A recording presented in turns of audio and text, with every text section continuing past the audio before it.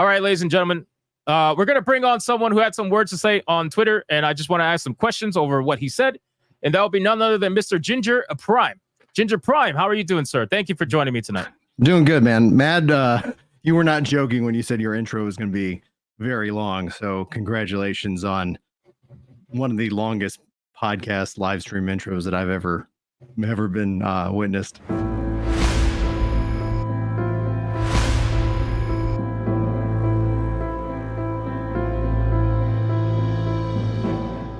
Yeah, usually my intro's 10 some odd minutes long, but I decided to do like a 40-minute acting thing. And then like the whole super chat thing, I wasn't expecting almost 100 at this point in time. You weren't expecting it? Really? No, I really wasn't. Interesting. I was expecting high viewership, but not high super chats. It's like what we see with Twitch bans, right? Like I know you were talking about that earlier. Twitch bans tend to be just more like vacation for the streamer, where then they come back to overwhelming amounts of support. So, I believe you say that's the Streisand effect. Yeah, normally that just is like where these people were like always online 24/7, and then eventually like they, Asmongold is a great example, and then essentially they get a week off to kind of come back, and I bet his numbers are going to be insane when he goes live again. I would imagine that's probably going to be the case. I would imagine. So, all right, I don't want to hold your time too long because I know you're very busy, man. And I thank you for hanging out with me. How long do you have, by the way? I want to make sure I respect your time. Well, I mean, I'm in Central Time, so it's 9 o'clock. I usually try to be in bed at this time because I usually get up around 4 in the morning. But I can do an hour if you've got an hour worth of questions. If you got 30 minutes works. Maybe 30 to an hour, I think is fine. I think that's probably where we're going to be. That should be fairly comfortable. All right, sounds good. So let's jump into it. So this tweet here, I came across this accidentally. I don't know if it's by retweet or something like that. It just popped up on my feed, and I was just curious about the overall tweet and what you meant. So I'm just gonna read it for the chat. Yeah. And then we'll kind of get in. I just have a couple of questions. So Ginger says this is a definition of unacceptable behavior regarding the clip from what's the guy's name that clipped me? NDOS or something like that. Anyway, yeah, I don't know. If you're trying to make a joke, it better be funny. This ain't it, dude. And on top of that, this is unacceptable behavior, and it's both is regressive in the language used, but also in terms of making games better. I condemn this with the strongest terms possible. Be better. There's also a much longer one, but I guess we could start with this one if you want to just kind of explain what you meant by that. This one, I think, follows up on the first one. So I think it would be good to go through the first one personally, but you can let me know what you want to start with. Okay. Let me see if I can find it really It should be the pin. It should be the pin one, because that's what I tweeted. And then I see somebody sent me that clip, and it was like, all right, like, oh. Yeah, I see it. All right, so it says, I guess we'll start with number one. Saw this clip pop. Let me highlight it. Saw this clip pop up and figured I'd share a few thoughts. He's an actor in quotes. Okay, we are all actors in some way. I gave my best shot, by the way, at the beginning of the stream. So clearly I'm not cut out for it. The claim is being used to say that he's not being genuine or authentic, and it's perfectly fine to critique what he is saying and how he's saying it. But because we cannot know his heart, I think it's best to take him for his word. So my question is, do you not recognize that in the gaming industry, there are certain patterns that we can see every single day? 100% there are patterns. That's the thing. Like when people say like, oh, don't believe your lying eyes, for example. And no, there's 100% patterns that can be picked up on and can be critiqued. But this is in reference to the argument that he's an actor. And because of that he's trained and he's putting on a show. And the question is so are you? And so am I. And I don't think that is essentially where either of you or me can know somebody's heart. We can't know really, what their intention is.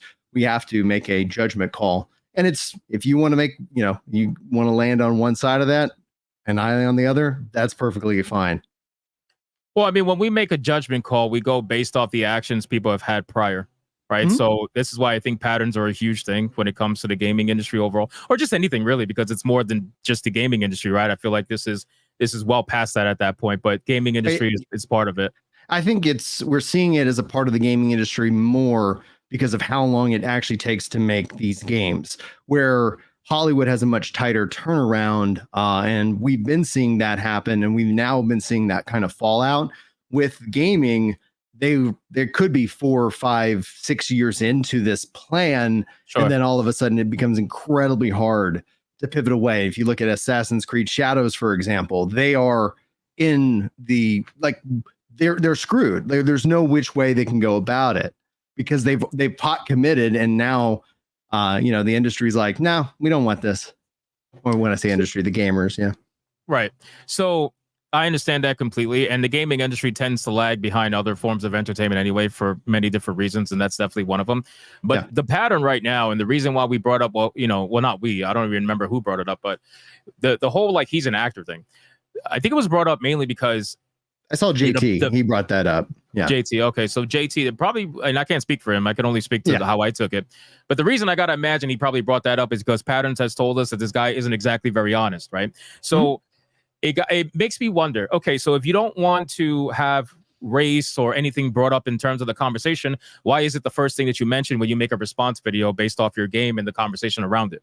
I'm sorry, I slightly got distracted by chat. Daxonar says that I seem reasonable, and then I missed part of your question. Would you mind repeating that, please? That's okay. So my question is, why is it that if you don't want race to be the topic of the conversation, why is it then that race is the first thing that's mentioned in the response video to why his game was being critiqued in the way that it was? I think that's how a lot of people have actually been trained. When we start looking at the impact of the education system, especially in the United States, I can't speak to the world because this is more of a cultural thing.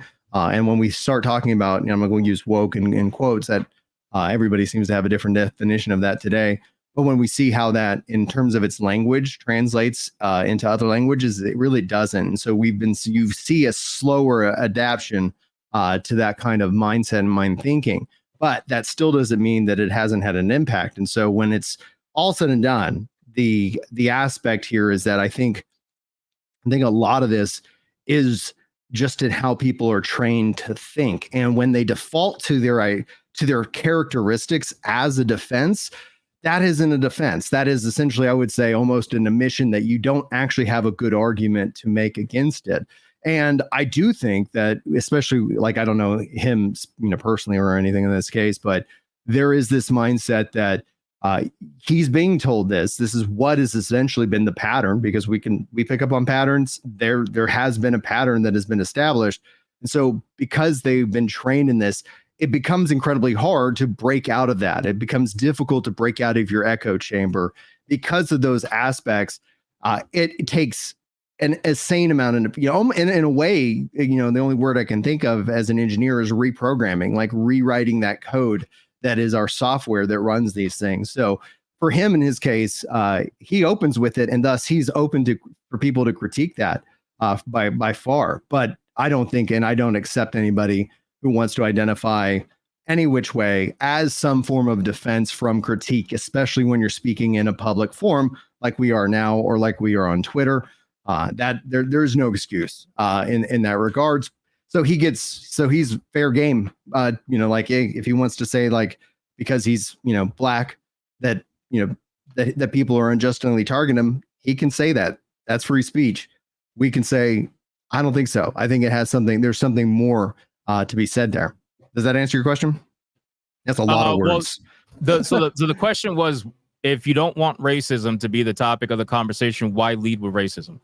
Right. So my thing is, they want it. Like they actively want that. He wants that.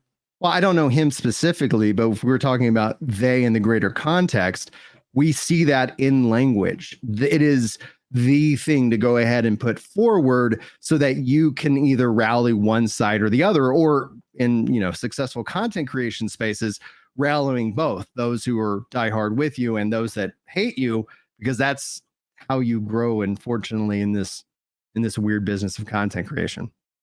Right. So then it brings the conversation where, you say that, okay, we can't see his heart, we can't tell. Yeah. But at the end of the day, this is not about knowing his heart and telling anything. This is about listening to what the man is saying and reacting to it. And yes, criticizing, sometimes joking. Yeah, the whole thing together. But we took what he was saying, that unfortunately, it's not like we asked him to lead his conversation, his response video to Tales of Kanzera ZAU. We didn't ask him to lead with that. He led with his race. Mm-hmm. We didn't do that. So again, the whole he's an actor thing, I feel like, yeah, that's pretty relevant, considering that if it's not about race, why do you constantly bring it up the first time you're ever spoken to? Because it's not the only time too in that video. He's also done it at the Game Awards too. backgrounds, race, all that stuff. And again, it's all performative and whatnot. And I totally understand that. But I don't think it's far fetched to say, oh, well, he's an actor, so maybe we should be even a little bit more cautious than we already are as people who look at people who worked with SBI and Sweet Baby Inc. and all these companies, which, by the way, he tries to say that he didn't, but he did just in France. So like that's a thing. And the history of lying that he has done has made me ever more cautious with him. So he can put on the whole charade of, oh, I'm just a super nice guy. And he might be a nice guy.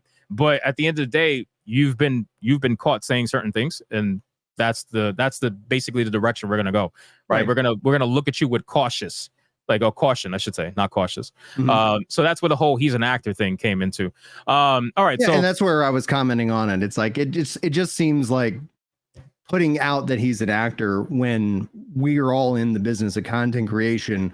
Everybody, like, I'm projecting more than I would if I was just kind of sitting in here, talking to one of my kids, for example. So like, that's me commenting on that aspect. It just seems like a little bit of an odd thing. Just call him inauthentic, just call him ingenuine. But to relate to the fact that he's been trained in terms of acting, I was like, all right, okay, like, it's your time, at the end of the day to make whatever choice you want. Acting as a profession is based in authenticity. You're acting as someone else. Well, right? I would say acting as a profession is inauthentic. You're trying to present, and the good actors are the ones that fake it the best. Right, but you're still faking it. It's not like you're being an authentic version of yourself. So I don't think it's bad to say you can look at an actor and say, well, they're an actor. They're professional liars. Some people call them, professional pretenders. I think pretenders, professional pretenders. Yeah, exactly. Yeah. So like, I don't think it's bad to necessarily look at an actor and be like, you know what I mean? No, so nothing wrong. Anyway, let's continue. So number 2, his game failed. Using quotes as I'm unsure what he was hoping for. Okay, but let the man take a rest and decide what he wants to do with it. This comes across more as a sour winner, being that all of 2024 woke games, DEI-driven, virtue signaling, corporatists, yada, yada, have taken the L. Right now, 2024 is looking like a complete and total victory for Gamergate 2.0. No, I do not classify metaphor as woke game. Take the W. Try to class up the place when you want to go roll around in the mud. Don't be surprised that you make your side look make your side all look and smell bad. So, I mean, what do you mean? Like, how does it make us look bad by, I'll just let you answer. How does it make us look bad? Well, I think essentially when you start talking about using terms like spear chucker to define and describe somebody who is black, that's a very classless style of move, right? Like, even if and I said, and that's where it goes back to the first quote, because somebody replied to that, and that's where I got that after I posted this. When you start going into that direction, it's like, really the joke better be funny. Are we under the understanding that I am not the one that said that? Just out of curiosity. Yeah. It wasn't you, and it was, and I forget his name, but I was like, I'm just saying. Okay. No, and it's like, I'm not saying that you're saying that specifically, and obviously the weakness of these clips is that is just the 5 seconds. There isn't, because like we see this all the time with some content creators who want to just create the rage bait, and they'll be like, all right, guys, I'm gonna tell people the most crazy thing, and it's like, oh guys, why don't you sub and I'll show you my tits? It's like, that is what we kind of see, and then they'll do that as their social experiment, but we all know what game is truly being played right there. Right. So you think a racially charged joke is going too far? No, I do not. But where's the joke? Well, it might not have been funny to you. No, I'm not saying it wasn't funny to me. Where is the joke? Do you know, like, writing a joke has a beginning, kind of a middle, and a punchline, and that clip could have had the joke and they just cut it out. But in terms of what was shared in that medium, where's the joke? Well, it kind of goes into the entire conversation that was happening at the time, right? Unfortunately, you can't really get the entire full conversation from a 30-second clip on a 3-hour stream. That wasn't even dedicated mostly to Abu Bakr Salim anyway. I think we dedicated like 40 minutes to his particular segment. That's it, if I'm not mistaken. Maybe even an hour, depending if it went on a little bit. But it's all in the eye of the beholder, right? Yeah. The person, do I think the joke was funny? Of course not. And there's proof of that, because on YouTube, I call him out all the time. I call out Ryan all the time. But at the end of the day, his freedom of speech is a thing. I'm not going to stop him. And people who openly condemn jokes that are made against black people are never there when jokes are made about anybody else. It makes you wonder, why is that the case?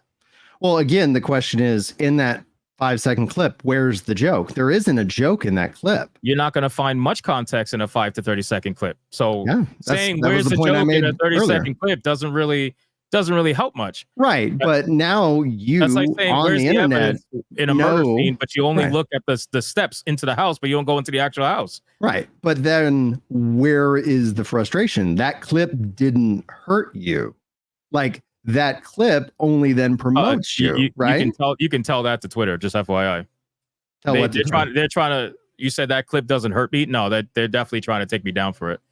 So okay. Not that they're succeeding at it, but it's okay. Right. People try to take me down all the time, and I just keep on rolling. It's like no big deal. I do too. Yeah, don't get it twisted. Nobody's hurt here. I'm just finding curiosity in some of the statements made because the condemnation seems very strong. And it's because there's a conversation, but it's only strong when it's about a black person. How so? Look at anybody else who ever says anything about any other race. Nobody ever clips it and says, wow, unless it's a white person talking about white racism. But that's basically it. Well, like that's a white person might get offended. Right. Like that's what plays. We know this hands down. Why do you hear about pedophile priests? Because of the hypocrisy. But the volume of that is so low that people don't look into the public schools to see how many children are being abused. And the numbers and the stats are all there for public consumption. But that doesn't move stories. That doesn't generate clicks. Right. And that's my entire purpose with this. Right. That's my entire argument about all of this. Everybody's only upset because it was a white guy saying a joke about a black guy. And by the way, I don't know if you're aware. I don't know if you watch the show.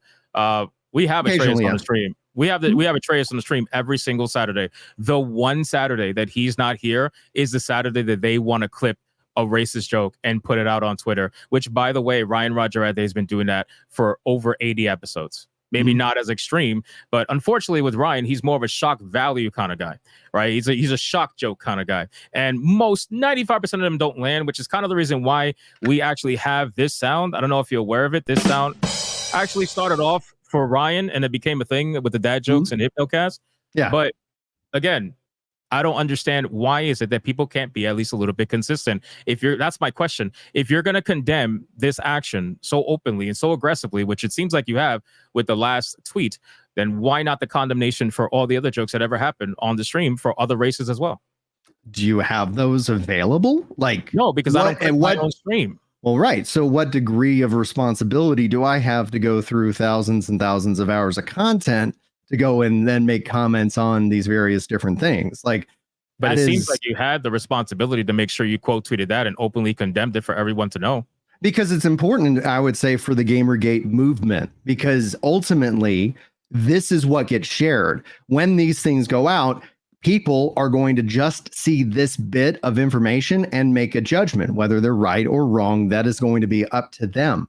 Right. So, however, that is what goes out, and that is what is allowed to be commented on. And that's what I commented on. Right. So, okay, normally people who do stuff like this, they always try to do it from a virtuous standpoint. I don't know if that's what you're trying to do. I don't know you enough. I'm not going to pretend like that's what you're doing, because again, I can't speak for you. But ultimately, I think it's interesting that you're saying that, okay, well, I can't go through thousands of hours of content, but you went through a Twitter post, which again, sure, it's easier. But if it's an easier thing to do, then it's also not necessarily the right thing to do either sometimes, because you put this out there knowing that it's going to make us look bad. And then you openly condemned it. It doesn't make y'all look bad. Y'all made y'all look bad. And those clips highlighted that. But I'm okay with that. But my thing is, you're making us look bad with the condemnation that you're putting behind it, because you're trying to pretend as if this is the worst thing you've ever heard, when we have many jokes all throughout the stream, multiple times. Yeah. And one thing I don't like is the lack of consistency. That's what I really don't like. How is it like, I would argue that what you're seeing here from me is my consistency in terms of that. I don't know if you have, so I'm going to ask you, and I'm going to give you the chance. Have you ever openly condemned racism against anybody else? Yeah. So Hispanics, whites, all that stuff. Yes.